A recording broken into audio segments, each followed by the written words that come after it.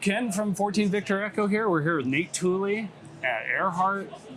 I was walking by and I saw, okay, another avionics company coming out doing fancy screens. Then I sat down at that sim over there and I see what you're doing. Yeah. For the first time, I think some of the major avionics players have the next generation of competition that we've been needing forever. So what started this Airhart? Yeah, so Airhart, in fact, the production hardware you see in front of us is 4 years in the making. And, the origin story really goes back to, you look at, Nikita Marshkin, the Airhart founder, was looking at kind of the state of cockpit technology, the state of avionics technology, and really looking at kind of the landscape around why it has really started to settle into kind of this year over year, just sort of incremental. There hasn't been a fundamental shift, right? And really saw a lot of points of pain that needed to be addressed. And coming over, he previously was at SpaceX doing avionics there, and then looked at, it's time. It's time to really do that. And so Airhart as a company exists to make aviation safer and to make it more accessible. And accessibility getting into not only the approachability of it from the UI, from the installation. We'll talk about the installation a little bit too. There's accessibility layers to that as well. But then accessibility also into what it does to an aircraft, making it easier to fly, making it safer to fly, making it more intuitive to fly, and then accessibility too in terms of cost. So this is actually one of the most affordable solutions in this type of a application, and so it breaks that down. So talk about the components. Now where's the rest of the boxes and the doohickeys and the wires that I need to make this work? There you go. See, so that's the really exciting part. So Airhart is this unit. This is Airhart. It's a context-aware avionics platform. Okay. So it's two 14-inch displays in what is ultimately about a 31-inch housing. And then behind that, you have two fully redundant flight computers. They're both each capable of running the entire Airhart platform on one. So Okay. There's already redundancy. There's fault tolerance built across this entire platform. We'll kind of unpack that throughout the whole thing. Excellent. So fault tolerance already built into the redundancy there. And then one thing you'll notice is an array of the same type of connector across this flight hardware by the display unit and flight computers. The radios are here as well, software-defined radios. That opens up some pretty incredible things that we can talk about there as well.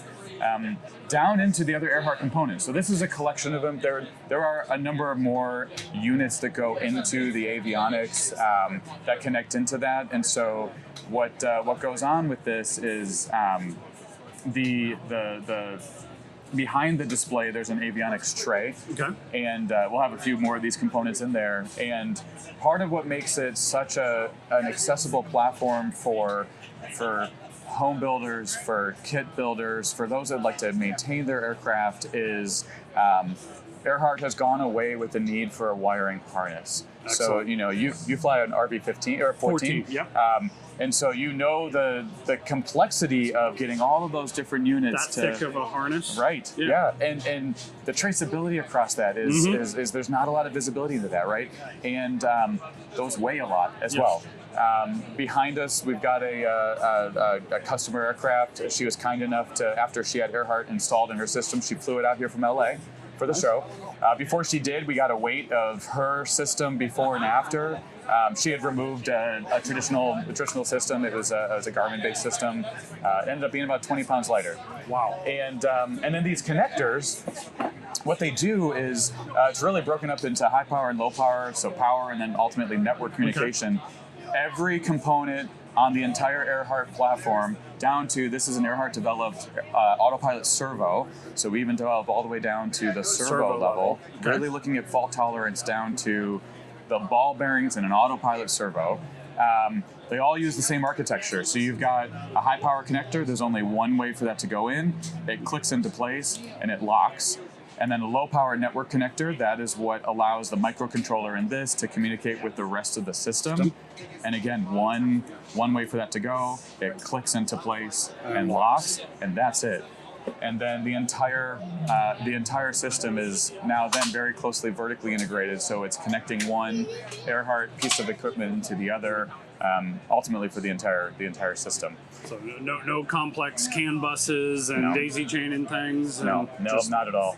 Yeah, and what's really great about that too, not only the complexity, not only the simplicity, not only the safety and reliability of that, also the scalability of that, right? So you're starting to get a lot of repeatable consistency in how these are run, but even in the adaptability of that, I can literally go here and go, you know what, this is currently in port 4. I can actually move that. Right now, by being unplugged, these flight computers will be able to go, you know what, hey, autopilot servo, I know that's the one unit that I'm not reaching right now, okay. Right? So you're not looking inside a bundle and going, something's not right, I don't know where it is, right? You have confidence in that. But then I can go from where it was, I can put it over there now. Perfect. And bring it back online, right? And so we kind of drilled into the component level right away.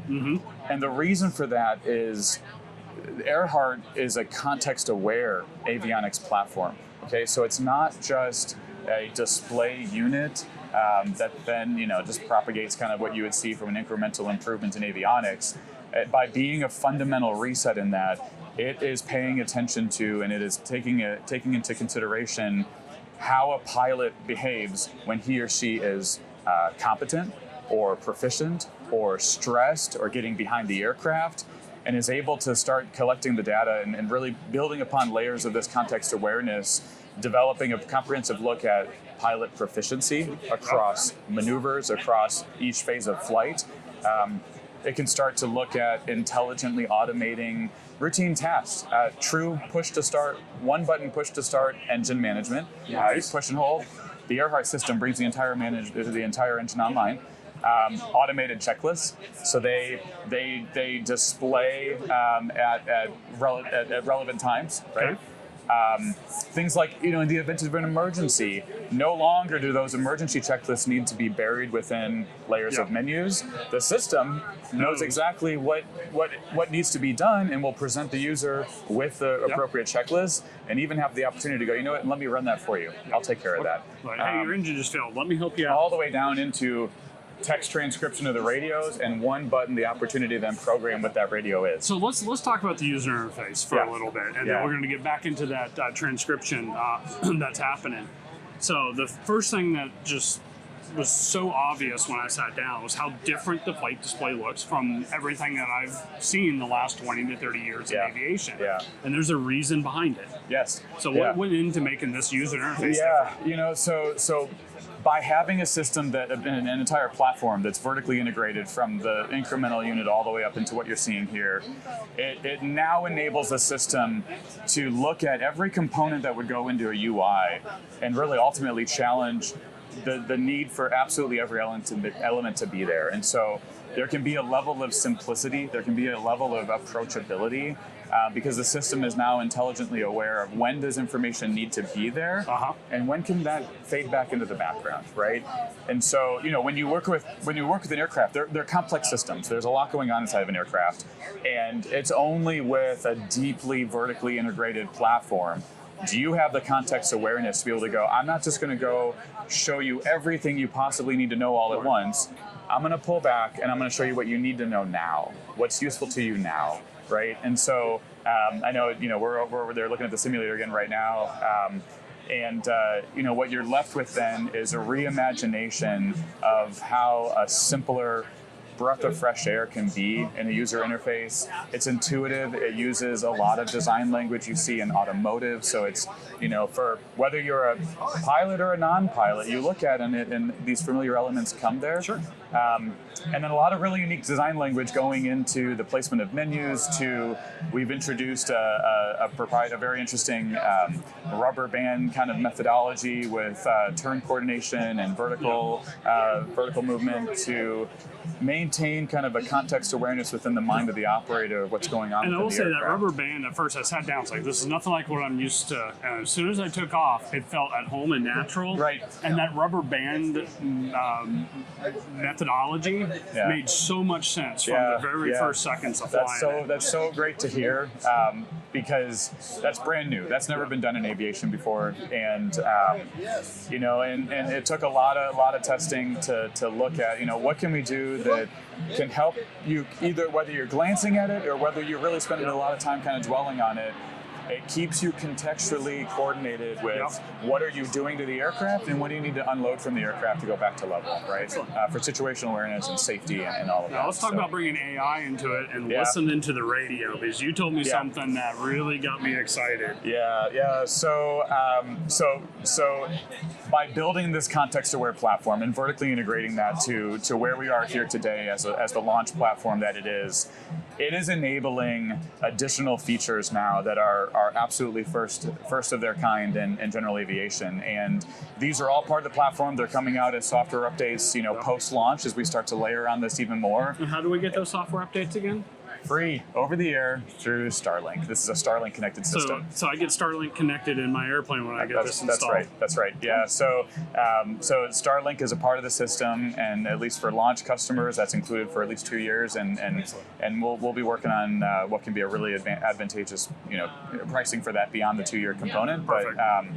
But yeah, and so those updates are going to be showing up automatically. This system will continuously be getting the latest in software, the latest features. All of the charts and databases automatically updating. Nice. Gone are the days of having to plug into your system and download charts and load them. And so some of those features, context aware, AI augmented radio. So what that does is, and we'll see a screenshot of it here in a second probably, even in garbled audio, hard to hear audio, being able to run that through an onboard language model to provide a live text transcription. This is not using Starlink. Using a live text transcription of what's being said over the radio. When they're talking to you with your tail number, you'll see that come out in bold, so you know, hey, hold on, that applies to me. Mm-hmm. I'm hearing it with my ears. I'm also seeing it with my eyes. I'm cross-checking with myself. And then we're getting these, I think it just flashed a second ago, context-aware cues. So if you're told, you know, hey, 270, 3,500, you'll see those pop out. And then the user, the pilot in command can go, you know what, yep, I agree, that's what I heard, set to load. And it'll load the autopilot just from the transcription. And so, you know, really being a system that's looking out for the pilot, making that easier and so on. So there's a lot of exciting stuff coming. Yeah. So right now you're focusing on the home built experimental market, trying to prove the market. Yeah. Do you have plans to go certified? Yes. So you're right. Right now, you know, we are focusing on experimental LSA and then really Part 22 and everything going on with Mosaic. That is. You know, Airhart for the last 4 years has been focusing on making aviation safer and more accessible. And when you look at the mission for Mosaic, it's safer, more acceptable aviation made possible by innovation, right? And so we're very much aligned with that. We've been working very closely within those consensus standards to develop the system accordingly. And that being said, the demand for this has been overwhelmingly positive, also within the certified Part 23 world.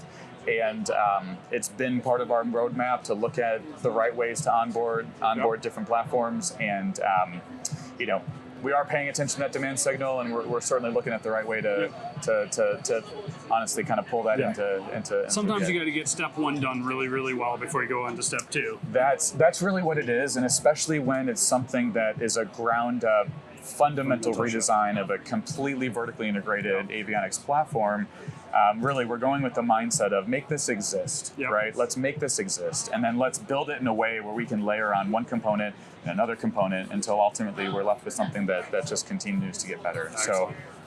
So that's the approach. So I'll be honest with you, I sat down at first. I've been such a diehard, I don't even say the G name, for my whole flying career. Their paradigm, the way they display things, I'm like, I'm not going to adapt to this. I'm not going to understand this. And I don't think the wheels and the simulator are off the ground by 10 feet before it's like, I get everything I need. Right. It is efficient. Yeah, you were flying easy. great. It was a lot of fun. So I'm really excited to see where this goes. We're going to be keeping our eyes on you. Yeah, thank you. Seeing about cleaning up our panel one day. There you go. Yeah, we'd be a great fit in your RV14. It'd be great. Check us out, airhartaero.com. We've got a lot of new features. There's a whole new pathway to all of this. And we've got simulator units. There's a whole host of other components that are coming down the pipe. So much going on. Check them out. I'm excited. Every once in a while, you get to be present at the birth of the next iteration of things in aviation, and I'm honored to be here standing with you. Yeah. Nate, thank you very so much. Appreciate you. Appreciate you. Thank you. Thank you for watching 14 Victor Echo. See you next time.